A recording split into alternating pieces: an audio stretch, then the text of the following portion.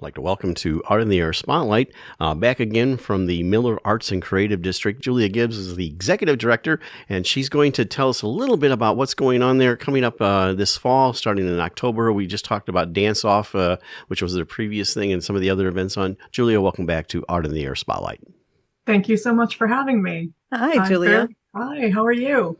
I'm really excited to be here again to talk about what we have going on in October. And the first event I wanted to bring up is one from our music series, our occasional music series called Live on Lake Street.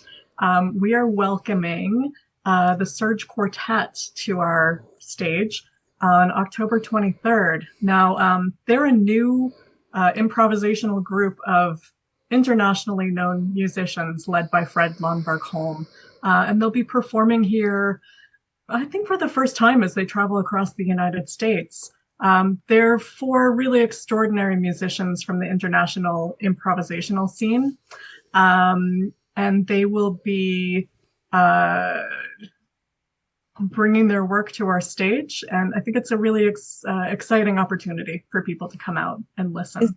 Is it indoor or outdoor? It will be indoors. Okay.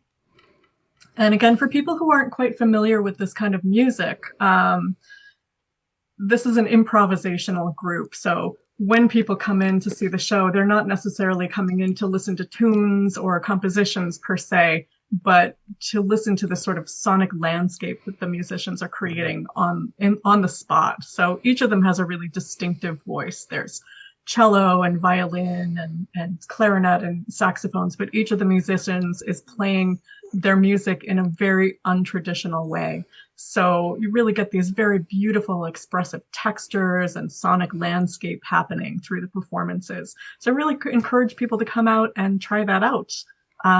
It's $15 at the door or through our website, which is millerbeacharts.org.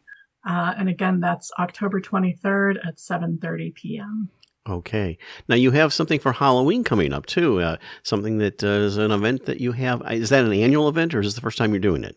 It is an annual event. In fact, this is the third year we're going to be offering our Halloween bash. It's become kind of a staple of our offerings because it's such a good time. It's a dance party, really, and a costume ball.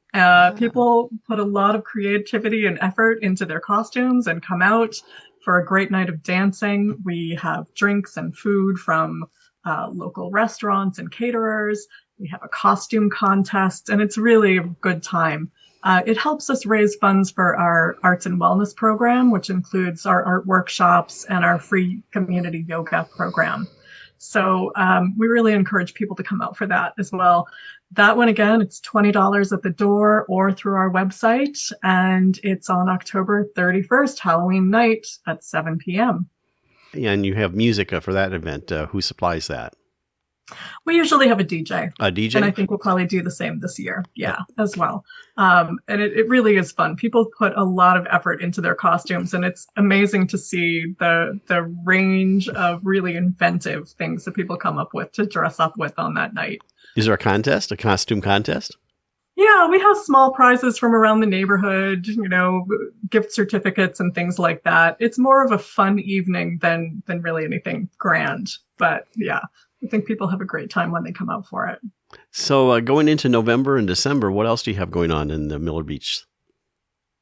So we will probably welcome another performance from the Miller Community Theater. They're going to be doing a performance of Almost Maine, and that'll be coming up in November. I would ask people to check the dates through our website as we get closer to that time period. But then on December 5th, we also open our annual community arts show, which is always a show. We do it every December and January of artists exclusively from the Gary area. It's always really wonderful because the creativity around this part of the world is astounding. I'm always amazed by how many people we have come out for it, how many artists are involved, the age range of the artists who are involved in that show. It can be anywhere from kids to seniors and everyone in between. And just the creative range of work that gets put on display. It's a really wonderful show. And one thing about the community theater, is that open auditions? Do they post their auditions for that?